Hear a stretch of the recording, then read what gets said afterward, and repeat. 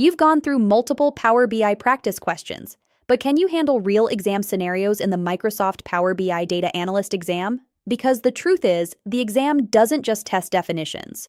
It tests how you think and solve problems under pressure. In this video, you'll face scenario-based questions similar to those in the exam.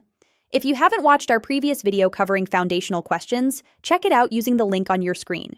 This video is designed for candidates preparing for the exam who want a clearer understanding of real question patterns. By the end, you'll be able to approach complex Power BI problems with confidence. Let's move beyond basics and test how you handle real scenarios. Question 1. A company has sales and customer tables with duplicate customer IDs. You need accurate reporting. A. Create many-to-many relationship. B. Remove duplicates in Power Query. C. Use calculated column. D. Merge queries.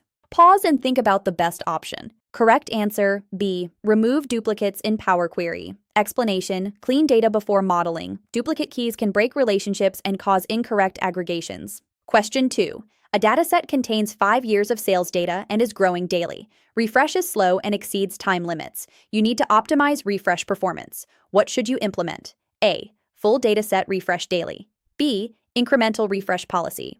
C. Direct query for all data. D. Remove historical data. Pause and think about the best option. The correct answer is B. Incremental refresh policy. Explanation. Incremental refresh updates only recent data while keeping historical data unchanged, critical for large datasets in real exam scenarios. If you want more Power BI practice questions like these, PrepBolt offers real exam-level scenarios to help you prepare smarter. Question 3. You create this measure. And now you need a measure that calculates sales only for the current year regardless of filters. What should you use? A. Filter function only. B. All function only. C. Calculate with year filter. D. Values function only. Pause and think about the best option. Correct answer, C. Calculate with year filter. Explanation, this tests filter context manipulation, one of the most critical PL-300 skills. Calculate allows overriding filters dynamically. Question 4. You are using direct query for real-time data but also need historical data stored locally. What should you implement? A. Import only. B. Direct query only. C. Composite model. D. Live connection. Pause and think about the best option. Correct answer, C. Composite model. Explanation. Composite models combine import and direct query. This is a frequently tested advanced concept. Question 5. A company requires regional managers to only see data from their region dynamically. The region is stored in a user table. What should you implement? A. Static filters approach. B. RLS with user principal name. C. Separate reports per region. D. Bookmarks navigation method. Pause and think about the best option. Correct answer, B. RLS with user principal name. Explanation. Dynamic RLS is a high-priority exam topic, often tested in scenario form. Question 6.